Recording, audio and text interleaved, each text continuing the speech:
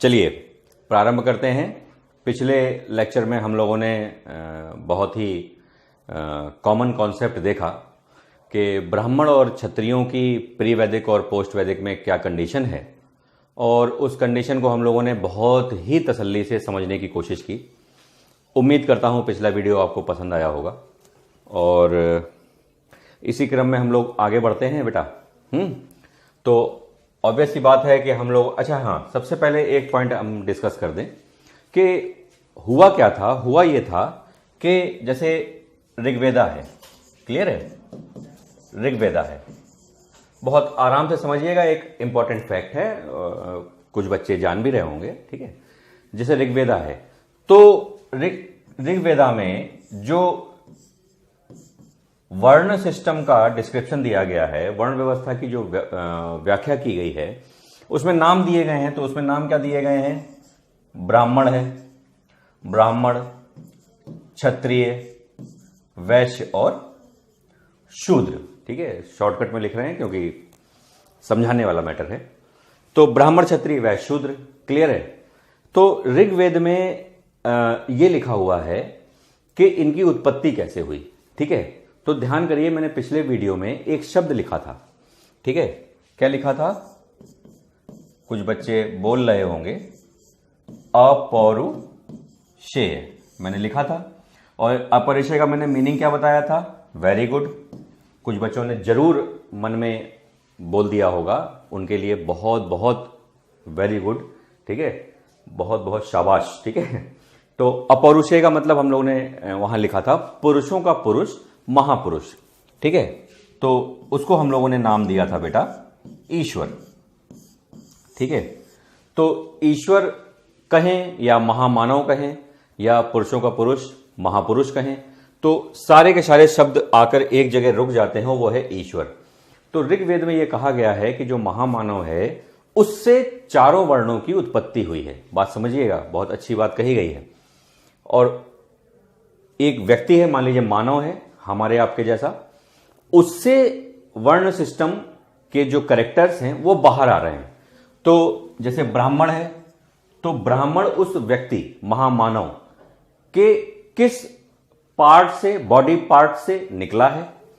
तो बेटा वो निकला है मुख से, ठीक है। मुख से किसकी उत्पत्ति हुई है? ब्राह्मण की, ठीक है। उसी प्रकार से बेटा क्षत्रिय की उत्पत्ति किससे हुई है? क्षत्रिय की उत्पत्ति हुई है उसकी भुजाओं से, ठीक है, आर्म्स से, ठीक है, भुजाओं से, क्लियर। वैश्य की उत्पत्ति किससे हुई है? कुछ बच्चों ने दिमाग लगा दिया होगा, मैं 5 सेकंड का आपको समय देता हूं, दिमाग लगाइए कि वैश्य की उत्पत्ति शरीर के किस बॉडी पार्ट से हुई होगी? टिक टिक 1 2 3 4 5, टोटल 5 सेकंड हो गए होंगे। कुछ बच्चों ने आंसर दे दिया होगा, ठीक है। तो ऑब्वियस ही बात है, वैश्य कार्य ज्यादा कर रहा है, और जब कार्य आदमी ज्यादा करता है तो पैरों से करता है। तो पैरों की ताकत कहां होती है बेटा? तो वो होती है जांघ में, ठीक है। इसीलिए जांघें अगर मजबूत हैं तो आप तेज दौड़ भी सकते हैं, लंबे समय तक कार्य भी कर सकते हैं। जांघें मजबूत होना, या थाइज जिसे कहते हैं, थाइज मजबूत होना बहुत जरूरी होता है। तो वैश्य की उत्पत्ति कहां से हुई है? जांघ से, ठीक है। शूद्र की उत्पत्ति कहां से हुई है? दिमाग लगाइए, उम्मीद करता हूं आपने दिमाग लगा लिया होगा। तो शूद्र की जो उत्पत्ति हुई है वो पैरों से हुई है, ठीक है, जिन्हें हम फुट कहते हैं, पैर, जो जमीन पे हम लोग रखते हैं वो वाला पोर्शन पैर का। तो उससे शूद्र की उत्पत्ति हुई है, ऐसा ऋग्वेद में विवरण दिया गया है। एक बात हमेशा याद रखिएगा कि कुछ लोग अपने पर्पस से इसकी गलत व्याख्या कर देते हैं। देखिए, वर्ण सिस्टम में बेटा कोई बुराई नहीं थी, क्लियर है। और वर्ण सिस्टम सोसाइटी को उस समय मैनेज करने का एक बहुत ही बेहतरीन सिस्टम था। और हुआ यही है बेटा कि चूंकि अंग्रेजों ने हम लोगों का इतिहास लिखा है, तो उन्होंने हर जगह कुछ ना कुछ नेगेटिविटी डाल रखी है, और उस नेगेटिविटी की वजह से आज हम देखते हैं, भाई हम लोग वही इतिहास पढ़ रहे हैं, पढ़ा रहे हैं, लेकिन कम से कम मैं तो नहीं पढ़ाता हूं वैसा इतिहास, जो आप में निगेटिविटी पैदा करे। आप देख रहे हैं सारी चीज़ें हम बहुत आराम से पॉजिटिव रूप से पढ़ा रहे हैं।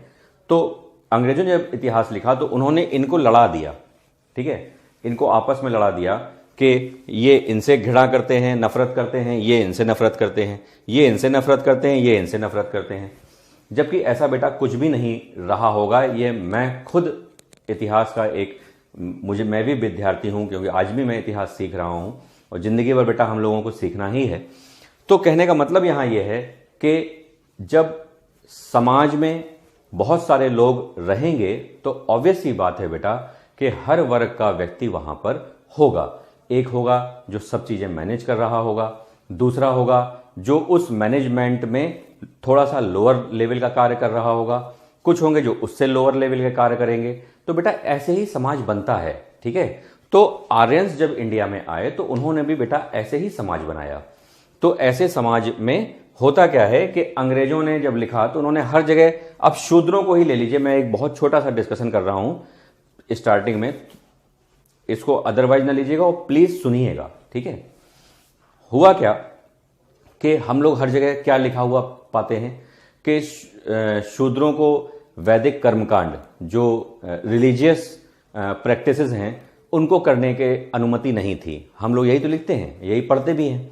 तो ऑब्वियस ही बात है कि हम लोग बोलेंगे भी क्या कि शूद्र खराब हैं, ठीक है। शूद्रों को इसलिए खराब है शूद्र क्योंकि इन्हें ना तो वेदों का मंत्र बोलने की अनुमति है, ना इन्हें वैदिक कर्मकांड करने की अनुमति है। तो ये अंग्रेजों ने लिखा है बेटा, ठीक है।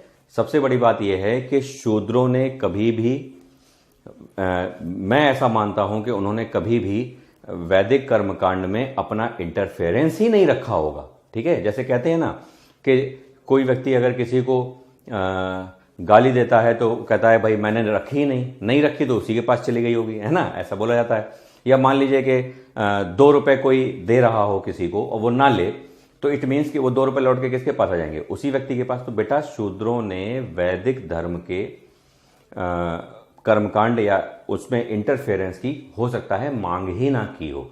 ये तो जबरदस्ती उनको नीचा दिखाने के लिए अंग्रेजों ने इस तरह की भावना हमारे मन मस्तिष्क में इतनी गहरे ढंग से डाल दी है। हम लोग बेटा वही पढ़ते चले आ रहे हैं 1947 के बाद से, और उसके पहले भी वही पढ़ रहे थे जो अंग्रेज पढ़ा रहे थे हमें। ये हम लोग मॉडर्न हिस्ट्री में डिस्कस करेंगे बहुत अच्छे से, ठीक है। मैकाले कौन था, अंग्रेजी शिक्षा, राजा राम मोहन राय, तो उन सबको पढ़ेंगे। खैर, तो एक इंपॉर्टेंट डिस्कशन था। उम्मीद करता हूं कि जिस भावना से मैंने बताने का प्रयास किया है वही भावना आप तक पहुंची होगी और आपने ध्यानपूर्वक सुना, इसके लिए बहुत बहुत धन्यवाद, ठीक है। चलिए आगे बढ़ते हैं। आज हम लोग वैदिक एज में बिल्कुल वही काम करेंगे, प्री और पोस्ट में दोनों को हम लोग साथ लेके चल रहे हैं, जिससे कि चीज़ें थोड़ा सा जल्दी भी हो जाएं। कुछ बच्चे जल्दी कर रहे हैं, जल्दी का काम शैतान का होता है। एक अच्छी चीज़ चल रही है, उसको आराम से फॉलो करिए, ठीक है। अच्छा, तो प्री और पोस्ट में अब हमारा नेक्स्ट कैरेक्टर क्या है बेटा? नेक्स्ट कैरेक्टर हम लोग का है क्षत्रिय बेटा कल हो गया था। आज है वैश्य। तो वैश्य को हम लोग जानेंगे कि प्री वैदिक में उसकी क्या कंडीशन है और पोस्ट में क्या है। इसी से रिलेटेड क्वेश्चन भी आपसे कई बार पूछे जाते हैं। तो पहले इंपॉर्टेंट बात कि प्री वैदिक टाइम पीरियड में जो वैश्य है बेटा, ठीक है, एक तो बात याद रखिएगा कि हमने एक आपको एडमिनिस्ट्रेटिव बॉडी बताई थी, विश, ठीक है। ध्यान करिए, मैंने विश बताया था आपको, ठीक है। कुल ग्राम विश जन, ठीक है। तो सारे वीडियो देखिएगा, तभी जुड़ाव भी आपको अच्छा आएगा और मैं समझ में भी आपको अच्छे से आऊंगा। तो कुल ग्राम विश जन, तो विश से ही वैश्य शब्द की उत्पत्ति हुई है, ठीक है। तो वही वैश्य है, ये विश से इसकी उत्पत्ति हुई है बेटा। प्री वैदिक टाइम पीरियड में इसका मेन काम क्या था? इसका मेन काम था पशुपालन, है ना। ये हम लोग डिस्कस कर चुके हैं। इसको बोलते हैं बेटा एनिमल हस्बेंड्री।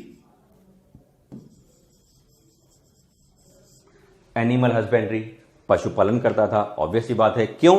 क्योंकि बेटा याद रखना कि प्री वैदिक टाइम पीरियड में पशुपालन जो है ये बहुत अच्छी पोजीशन में था, और जो एग्रीकल्चर है चूंकि इस समय लोहा नहीं है, मैं बार बार रिपीट कर रहा हूं, तो एग्रीकल्चर जो है वो थोड़ा सा डाउनफॉल में रहेगा, बहुत फ्रूटफुल पोजीशन में नहीं रहेगा, बहुत अच्छे पोजीशन में एग्रीकल्चर नहीं है। लेकिन आप ये ध्यान दीजिएगा, मैं लिख रहा हूं क्योंकि एग्रीकल्चर था लेकिन बहुत ही छोटे एरिया में था। क्लियर है? तो एक तो बेटा ये पॉइंट याद रखना। तो इसी के पैरेलल पोस्ट वैदिक में देख लीजिए, पोस्ट वैदिक में डिफरेंस क्या आ रहा है? पोस्ट वैदिक में डिफरेंस ये आ रहा है कि एग्रीकल्चर जो है ये बेटा नंबर 1 पे चला जाएगा और इंपॉर्टेंट हो जाएगा, और जो एनिमल हस्बेंड्री है ये बेटा सेकंड नंबर पे आ जाएगा और थोड़ा सा डाउनफॉल में चला जाएगा। डाउनफॉल में इसलिए भी चला जाएगा क्योंकि पशुपालन किससे जुड़ा हुआ है बेटा? पशु से जुड़ा हुआ है। और हम लोगों ने पिछले लेक्चर में भी जाना था कि देवताओं ने बलि के लिए पशु को चुन लिया था, तो यज्ञ में बलि दी जाने लगी थी पशुओं की। तो कहीं ना कहीं जो हिंसा है वो इस समय पोस्ट वैदिक टाइम पीरियड में हिंसा या वायलेंस जिसे हम कहते हैं, जिसे हम वायलेंस कहते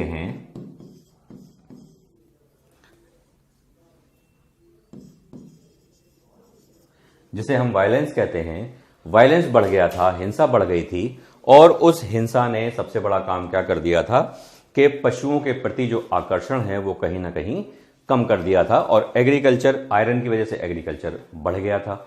तो ये एक इंपॉर्टेंट फेज है। तो इसमें हम लोग इतने पॉइंट अच्छे से समझ में आ गया कि प्री वैदिक में पशुपालन नंबर 1 पे है, पोस्ट वैदिक में एग्रीकल्चर नंबर 1 पे है। प्री वैदिक में एग्रीकल्चर सेकंड नंबर पे है, यहां पर पशुपालन एनिमल हस्बेंड्री सेकंड नंबर पे है। पॉइंट समझ में आ गया? चलिए आगे बढ़ते हैं। नेक्स्ट पॉइंट में हम लोग देखेंगे कि जो वैश्य है वो बेसिकली नेक्स्ट इंपॉर्टेंट काम क्या कर रहा है कि प्री वैदिक टाइम पीरियड में अगर हम व्यापारी वर्ग की बात करें, तो हम लोग जानते हैं बेटा कि जो वैदिक समाज है वो कैसा है? वैदिक समाज हमने आप लोगों को बोला था कि ग्रामीण है, ठीक है, रूरल सोसाइटी है, ग्रामीण समाज है। तो उस रूरल सोसाइटी में अगर हम व्यापारी वर्ग की या ट्रेडर्स की बात करेंगे, तो प्री वैदिक टाइम पीरियड में ये जो व्यापारी वर्ग है, ठीक है, ये व्यापार का काम कौन करेगा? व्यापार का काम वैश्य करेगा। क्लियर है? और जो वैश्य व्यापारी हैं उनकी एक ग्रुप है जिसको बोलते थे पणी। याद रखिएगा, बहुत ही कलाकार वर्ग है ये पणी। पणी जो व्यापारी थे ये बहुत कलाकार थे। कलाकार इस सेंस में थे कि ये व्यापार करने आते थे। जब व्यापार करने आते थे तो अपने साथ छोटे मोटे सामग्री भी लेके आते थे कि गांव वालों को बेचेंगे, ठीक है, उनके साथ एक माहौल बनाएंगे। तो व्यापारी अपने साथ कुछ पशु, भाई आएंगे किस पे? पशुओं पे ही आएंगे। तो कुछ पशु अपने साथ लाते थे और कुछ सामान लाते थे, तो वो गांव में वो सामान बेचते थे। और कलाकारी क्या करते थे? कलाकारी ये करते थे कि जब भी वो उस गांव से मूव करते थे, कहीं जाते थे, तो गांव के पशु चुरा के भाग जाते थे, ठीक है। तो पणियों को बेटा इनको क्या कहा गया है? इनको पशु चोर कहा गया है। बहुत अच्छा क्वेश्चन है, एग्जाम में आ जाए तो बिल्कुल तसल्ली से टिक करिएगा कि वैदिक काल में पशु चोर किसे कहा गया है? तो पणियों को कहा गया है या पणी को कहा गया है, जो किस वर्ग से आते थे? वैश्य वर्ग से आते थे। तो ये एक इंपॉर्टेंट पॉइंट है, इसको याद रखिएगा, ठीक है। तो ये तो प्री वैदिक में है, पशु चोर, ठीक है। लेकिन जैसे ही बेटा हम लोग पोस्ट वैदिक में आएंगे, यहां पर डिस्कशन सारा पोस्ट वैदिक का है, इधर प्री वैदिक का है। तो यहां जैसे ही पोस्ट वैदिक में आएंगे तो बेटा ये जो व्यापार है ये डेवलप कर जाएगा। डेवलप क्यों कर जाएगा? क्योंकि एग्रीकल्चर डेवलप कर रहा है। ये तो हम लोग लगातार पढ़ ही रहे हैं कि एग्रीकल्चर डेवलप कर रहा है, तो एग्रीकल्चर सरप्लस होगा और सरप्लस से आमदनी बढ़ेगी, हर चीज की आमदनी बढ़ेगी। तो व्यापार डेवलप करने लगेगा, एग्रीकल्चर बढ़ जाएगा। तो उससे क्या होगा कि दूर देशों से व्यापार धीरे धीरे प्रारंभ होना शुरू हो जाएगा, ठीक है। क्योंकि जैसे ही सरप्लस होगा तो हम दिमाग चलना शुरू हो जाएगा। आपकी जेब खाली रहती है तो आपका दिमाग बहुत काम नहीं करता है, ठीक है। आपने इस बात का शायद अनुभव किया हो, क्योंकि अभी आप स्टूडेंट हैं तो शायद अनुभव किया हो कि जब पैसा जेब में भरा रहता है तो दिमाग दूसरे ढंग से काम करता है, और जब जेब खाली हो जाती है तो फिर दिमाग काम नहीं करता है, पड़े रहते हैं भाई, जब आएगा पैसा तब देखेंगे। तो एक तो ये है कि डिस्टेंस हो गई थी, मतलब डिस्टेंस भी ट्रेड के लिए मायने नहीं रख रही थी, लोग दूर दूर तक व्यापार करने जा रहे थे क्योंकि उनके पास सामान भरा पड़ा था। तो ये एक इंपॉर्टेंट पॉइंट है। दूसरा बेटा एक इंपॉर्टेंट पॉइंट है कि बेसिकली जो ट्रेड हो रहा है क्या उसमें कॉइन्स आ गए हैं? तो याद रखिएगा बेटा, इस समय भी कॉइन्स नहीं आए हैं। इंपॉर्टेंट पॉइंट है, कॉइन्स बेटा अभी भी नहीं हैं। और सिस्टम कौन सा चल रहा है ट्रेड के लिए? तो याद रखिएगा, बार्टर सिस्टम अभी भी चल रहा है। बार्टर सिस्टम को बोलते हैं वस्तु विनिमय, वस्तुएं देके वस्तुएं प्राप्त करना, तो उसको हम बोलते हैं बार्टर सिस्टम। तो ये एक हमें देखने को मिलता है, क्लियर है। उसके बाद एक इंपॉर्टेंट आप शब्द सुनते होंगे, निष्क, ठीक है। ये तमाम बच्चों ने जो कंटिन्यू तैयारी कर रहे हैं उन्होंने सुना होगा निष्क। डिफरेंस समझ लीजिए, इंपॉर्टेंट है, एग्जाम में खूब पूछा जाता है, ठीक है। 2015 या 16 में पूछा भी गया है कमीशन द्वारा। तो निष्क क्या था? तो एक इधर की प्री वैदिक की व्याख्या है, एक पोस्ट वैदिक की है। तो प्री वैदिक में जो निष्क है बेटा, वो आभूषण था। क्या था? आभूषण, ठीक है। मैं इसको बांट देता हूं।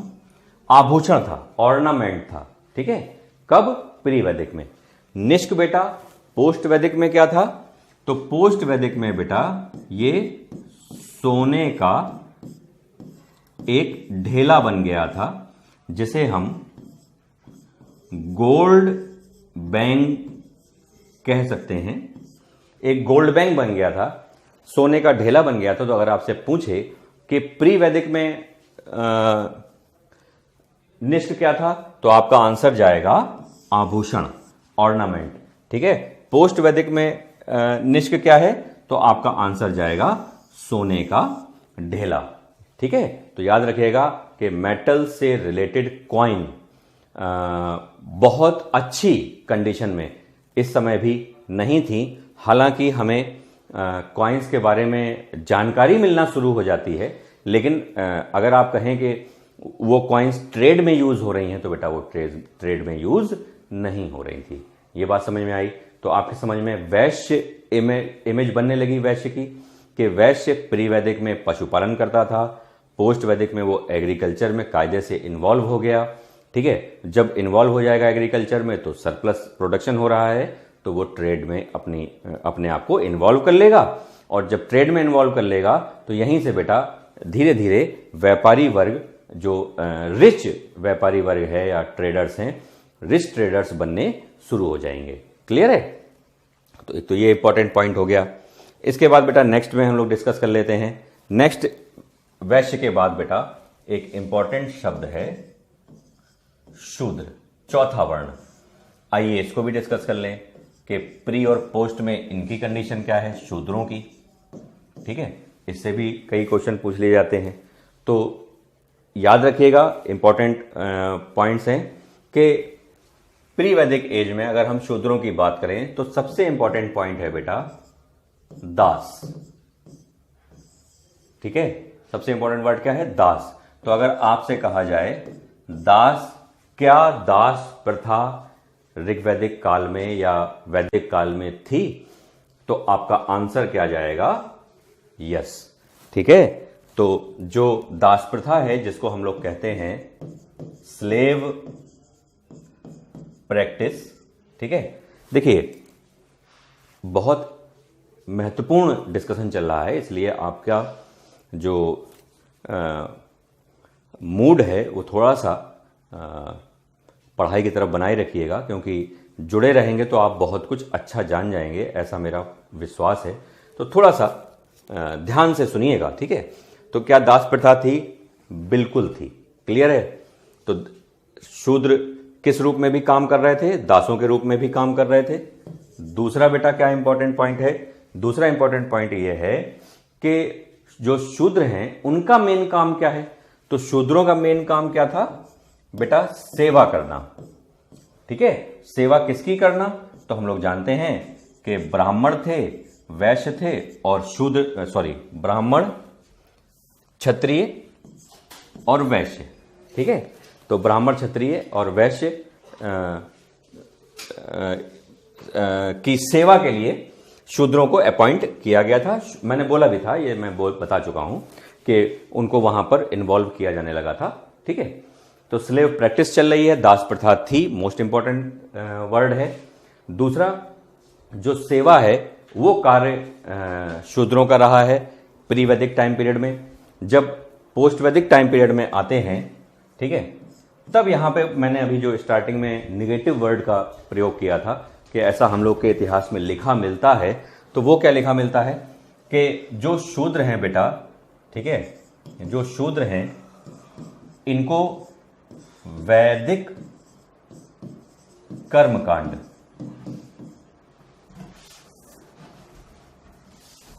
वैदिक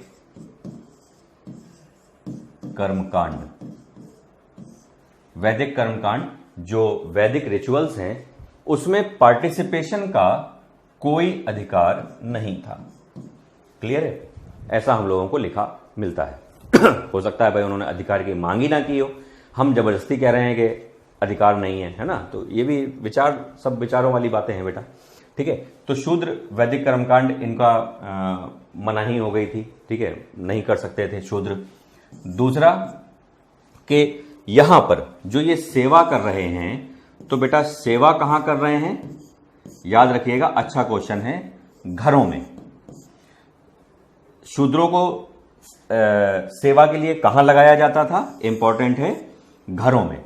अब यहां पे डिफरेंस क्या आ जाएगा कि यहां पे शूद्र बेटा कहां कार्य करेगा, तो बेटा ये खेतों में काम करेगा, प्लस घर में तो काम कर ही रहा है, घर में भी काम करेगा, प्लस जो व्यापारी वर्ग है, जो ट्रेडर्स हैं, जो व्यापारी वर्ग है, उनकी हेल्प के लिए भी इसको अपॉइंट कर दिया जाएगा। तो ये एक नॉर्मल सी हमको डिस्क्रिप्शन समझ में आ रहा है। क्लियर है, और मैं पिछले लेक्चर में बता चुका हूं कि शूद्रों का उल्लेख सबसे पहले कहां हुआ है, तो हम लोग जानते हैं बेटा कि ऋग्वेद के 10वें मंडल के पुरुष सूक्त में शूद्र शब्द का पहली बार उल्लेख हुआ है। तो ये सब हम लोग यहां पर डिस्कशन कर रहे हैं। ठीक है, तो प्री और पोस्ट में हमें शूद्रों की भी एक इमेज बन गई कि प्री वैदिक टाइम पीरियड में वो शूद्र जो है वो घरों में काम करता था। ठीक है, खेती जैसे कार्यों में उसे लगाया नहीं जाता था, क्योंकि खेती वैसे भी बहुत कम थी, तो पशुओं के साथ उसका इन्वॉल्वमेंट था। ठीक है, दूध दोना है ना, और दूध से दही बनाना, और गोबर वगैरह जो है या गंदगी जो है उसे साफ करना, तो इन सब कार्यों में उसे, घरेलू कार्यों में उसे लगाया जाता था। महिला जो फीमेल जो थी उनको भी, शूद्र जो महिलाएं थी उनको भी यूज में लाया जाता था। घर का, जैसे वो गेहूं पीस रही हैं है ना, तो इस प्रकार के घरेलू कार्यों में वो हेल्प करती थी। इस प्रकार का हमें डिस्क्रिप्शन मिलता है। ठीक है, तो एक तो ये बेटा शूद्रों को इस ढंग से याद रखना। ठीक है, अब कौन सा करेक्टर बचा वैदिक काल में, तो अब बेटा करेक्टर बचा है द मोस्ट इंपॉर्टेंट, महिला। द मोस्ट इंपॉर्टेंट है बेटा प्री और पोस्ट।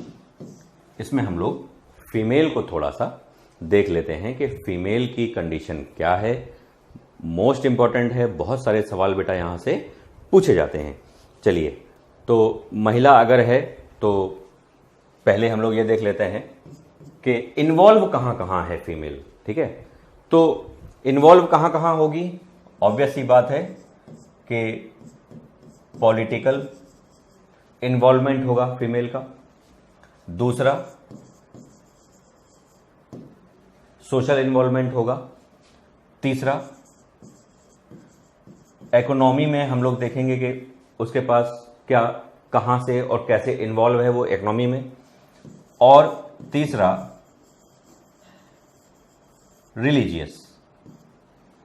रिलीजियस इन्वॉल्वमेंट उसका क्या क्या है।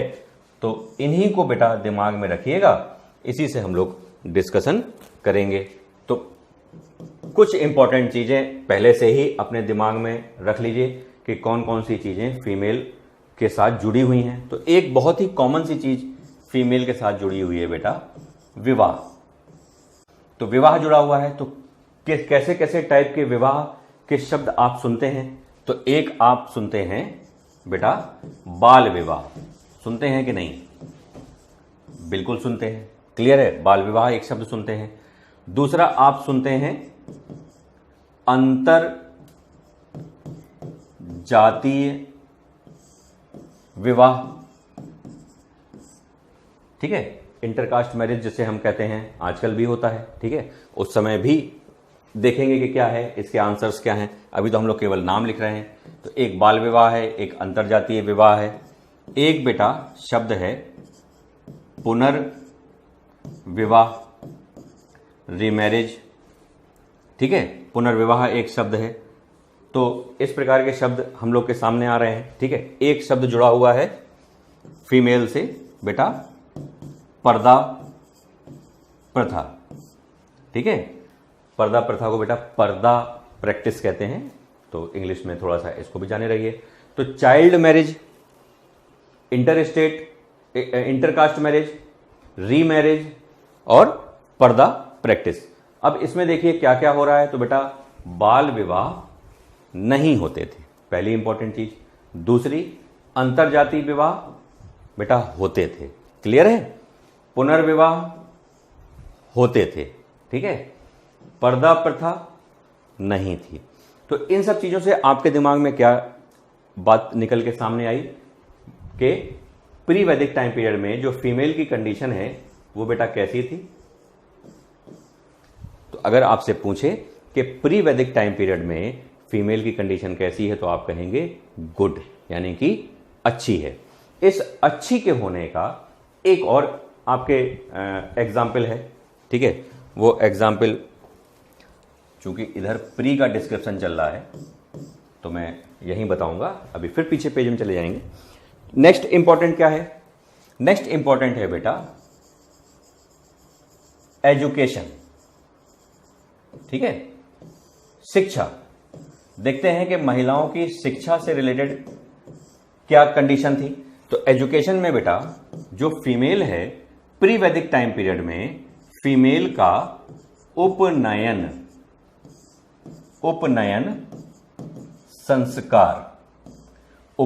संस्कार होता था। बहुत अच्छा क्वेश्चन है।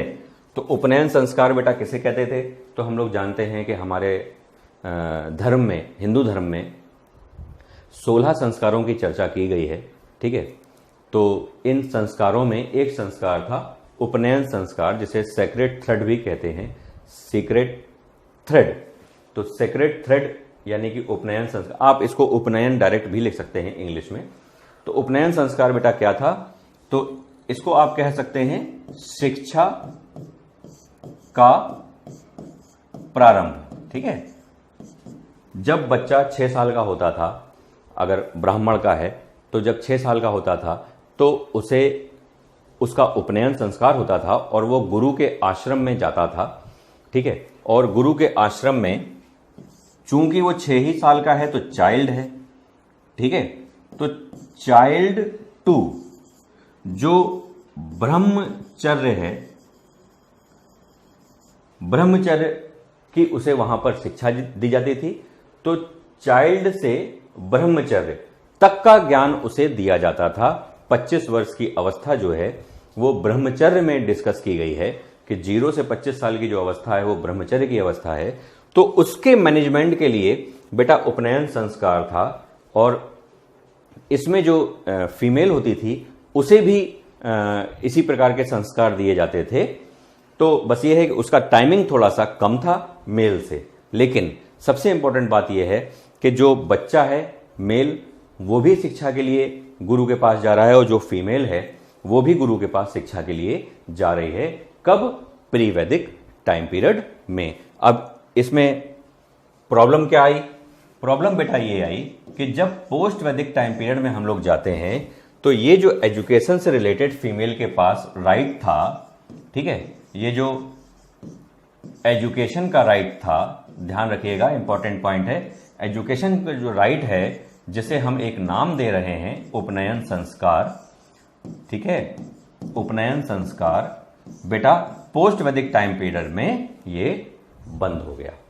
बहुत बड़ी समस्या महिलाओं के साथ बेटा आ गई थी, फीमेल का उपनयन संस्कार पोस्ट वैदिक टाइम पीरियड में बंद हो गया था। तो आप सोचिए, जरा सा सोच के देखिए कि फीमेल को जब एजुकेशन ही नहीं दी जाएगी तो ऑब्वियस सी बात है कि वो समाज में अपने आप को दबा महसूस करेगी और हर कोई उस पर हुक्म चलाने की सोचेगा। बेटा यही कारण है कि वैदिक टाइम पीरियड से जो हिंदू धर्म है उसमें हमें जो पैट्रियार्की दिखाई देती है, पितृसत्तात्मक समाज दिखाई देता है, तो कहीं ना कहीं उसके पीछे इस प्रकार के रिचुअल्स या मान कह सकते हैं ट्रेडिशन जो है वो जिम्मेदार हैं। सीधी सी बात है बेटा, घर में आप खुद अनुभव करके देखिए कि आपके घर में अगर कोई ऐसा सदस्य है जो कम पढ़ा लिखा है तो आप खुद महसूस करके देखिए कि घर के अन्य लोगों का उसके प्रति व्यवहार कैसा है। मैं यहाँ पर ये नहीं कह रहा हूँ कि आप उसके साथ गलत व्यवहार कर रहे हैं, लेकिन थोड़ा सा प्रैक्टिकल होकर सोचिए कि अमूमन उस व्यक्ति के साथ एक बहुत ही हम्बल बिहेवियर नहीं हो पाता है, ठीक है, कहीं ना कहीं डांट खाता रहता है, वो हर कोई उसे डांटता रहता है। तो वही कार्य सोचिए कि जब एजुकेशन महिलाओं की नहीं होगी तो वो अब किसमें अपनी योग्यता को दिखाएंगी। योग्यता दिखाने के लिए बेटा उनके पास कोई भी फील्ड नहीं रह गया है। एक फील्ड था एजुकेशन का तो वो भी उनसे छीन लिया गया। तो अब फीमेल क्या करेगी? कुछ नहीं, केवल और केवल फीमेल को एक रिप्रोडक्शन का हिस्सा, संतान उत्पत्ति करने का एक जरिया रूप में केवल मान के रख लिया गया। तो हम लोग क्या कह सकते हैं, यहां पे बेटा हम लोगों ने क्या लिखा था कि फीमेल की जो कंडीशन है, यहां पे हमने गुड लिखी थी प्री वैदिक टाइम पीरियड में, तो पोस्ट में वो क्या हो जाएगी? बैड।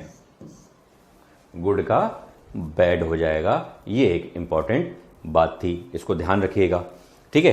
तो जब बेटा उनकी एजुकेशन से रिलेटेड जो कंडीशन थी जब वो अच्छी थी तो हमें कुछ विद्वान, जो फीमेल विद्वान होती हैं बेटा, उन्हें विदुषी कहा जाता है, ठीक है। पुरुष होगा तो उसे विद्वान कहेंगे और महिला होगी तो उसे विदुषी कहा जाएगा। याद रखिएगा, इतनी हिंदी तो बेटा आपको आनी पड़ेगी क्योंकि कई एग्जामों में हिंदी भी आती है, ठीक है। तो विद्वान मेल और फीमेल के लिए विदुषी शब्द का हम लोग प्रयोग करते हैं, जो मतलब बहुत सी विदुषी ऐसी थी जिन्होंने वैदिक मंत्रों की भी रचना की थी। तो जैसे मान लीजिए प्री वैदिक में हम लोग बात करें तो प्री वैदिक में जो महिलाएं थी उनमें हम लोग एक नाम सुनते हैं बेटा, एक नाम आपका आता है, इंपॉर्टेंट नाम है, हाँ, अपाला। अपाला आपने नाम सुना होगा, अपाला नाम है एक इंपॉर्टेंट। एक बेटा नाम इंपॉर्टेंट घोषा है, एक इंपॉर्टेंट नाम बेटा सिकता है, सिकता, ठीक है, एक निनावरी नाम है।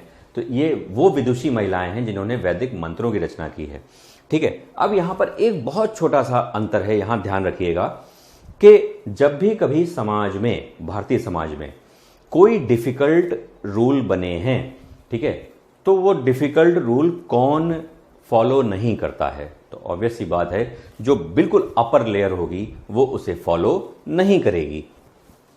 हम लोग ने बेटा यहां क्या लिखा है कि पोस्ट वैदिक टाइम पीरियड में उपनयन संस्कार, एजुकेशन का जो राइट है वो महिलाओं से छीन लिया गया था, लेकिन फिर भी जो अपर लेयर, बिल्कुल अपर लेयर की महिलाएं थी वो पढ़ाई लिखाई करती थी और उनकी शिक्षा की व्यवस्था थी। उसका एक बहुत छोटा सा एग्जाम्पल है कि आपने वो प्री वैदिक की विदुषी महिलाओं के बारे में जाना, तो पोस्ट वैदिक में वही होशियार महिलाएं या विदुषी महिलाएं, तो उनमें बड़ा नाम आता है बेटा गार्गी का। गार्गी का नाम आपने सुना होगा। तो गार्गी ऐसी विदुषी महिला थी जो पोस्ट वैदिक टाइम पीरियड में थी जब उपनयन संस्कार बंद हो चुके थे। तो जो मिडिल क्लास है बेटा, जितने भी नियम कानून हैं वो मिडिल क्लास में ज़्यादा माने जाते हैं और उन्हीं से समाज गवर्न भी होता है, क्योंकि सबसे ज़्यादा संख्या कहीं भी सबसे ज़्यादा संख्या मिडिल क्लास की ही होती है।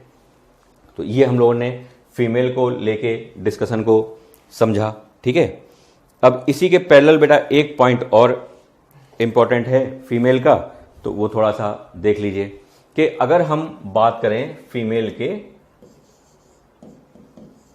कुछ अदर राइट्स की, ठीक है, तो अदर राइट्स में बेटा क्या है? अदर राइट्स में बेटा आता है राजनीतिक। राजनीतिक ये ओवरऑल हम डिस्कस कर रहे हैं, मतलब ये प्री और पोस्ट दोनों में लागू हो जाएगा, दोनों के लिए काम आएगा।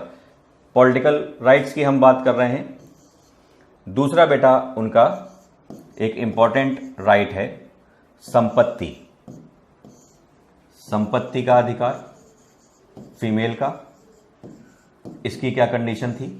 ठीक है, तो पॉलिटिकल राइट और प्रॉपर्टी राइट। तो अगर हम पॉलिटिकल और प्रॉपर्टी राइट की बात करते हैं तो याद रखिए, ये सब क्वेश्चन बेटा आते हैं एग्जाम में, इस बात का ध्यान रखिएगा। पूछेगा कि वैदिक काल में निम्न में से कौन सा कथन सही है या कौन सा कथन या स्टेटमेंट गलत है। तो मान लीजिए उसने कह दिया कि वैदिक काल में महिलाओं के पास संपत्ति का अधिकार था, ट्रू और फॉल्स, तो आप कैसे उसको टिक करेंगे? बस इसको सुन लेंगे तो उसको टिक करने में आपको आसानी हो जाएगी। तो पहला आंसर आपके लिए क्या है कि अगर हम पॉलिटिकल राइट की बात करें या प्रॉपर्टी राइट की बात करें तो ये दोनों ही अधिकार बेटा कभी भी महिलाओं को नहीं दिए गए। अगर हम वैदिक धर्म की बात करते हैं या वैदिक कल्चर की बात करते हैं, मोस्ट इंपॉर्टेंट पॉइंट था। अब आप हमेशा के लिए आपके दिमाग में क्लियर हो गया, ना उनके पास पॉलिटिकल राइट है और ना उनके पास प्रॉपर्टी राइट है। पॉलिटिकल राइट का यहां पर मतलब क्या है?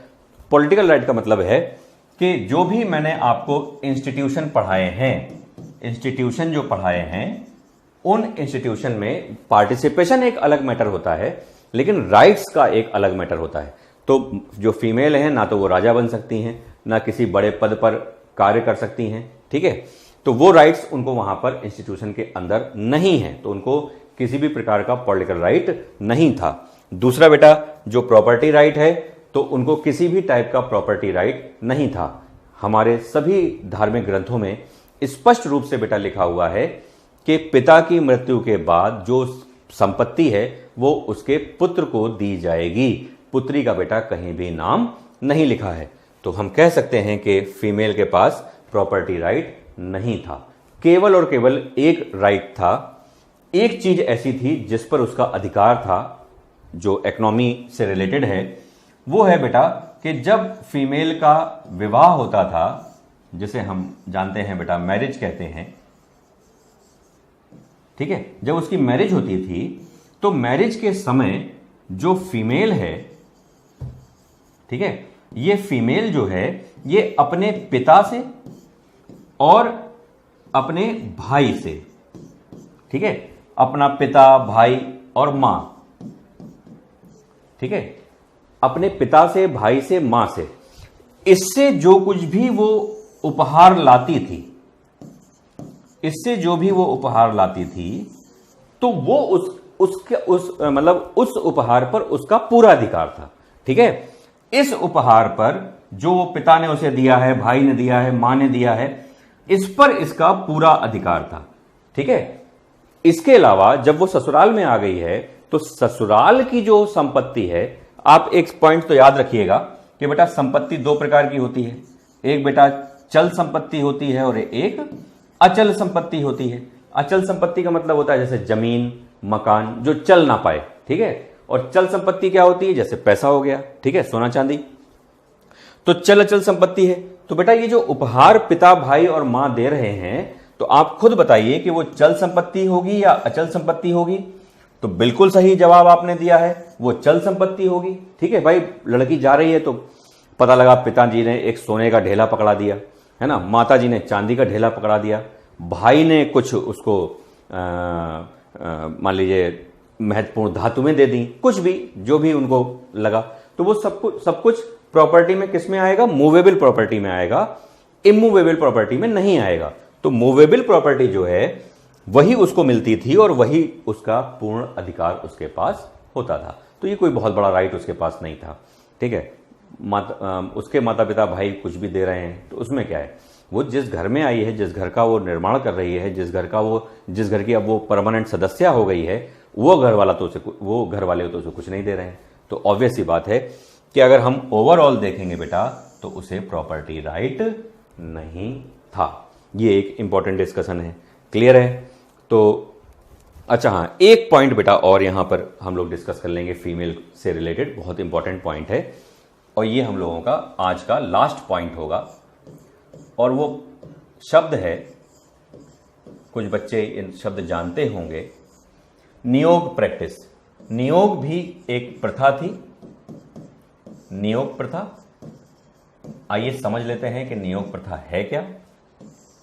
ठीक है, तो सबसे पहले तो माइंड में क्लियर कर लीजिए कि नियोग प्रथा है क्या। तो नियोग प्रथा का मतलब यह होता था, जैसे मान लीजिए कि कोई स्त्री है, ठीक है, स्त्री का यहां मतलब है पत्नी से, ठीक है, तो कोई स्त्री है, ठीक है, इस स्त्री का जो पति है, ठीक है, यदि वो मर गया है, आराम से समझिएगा, अगर वो मर गया है या पागल हो गया है,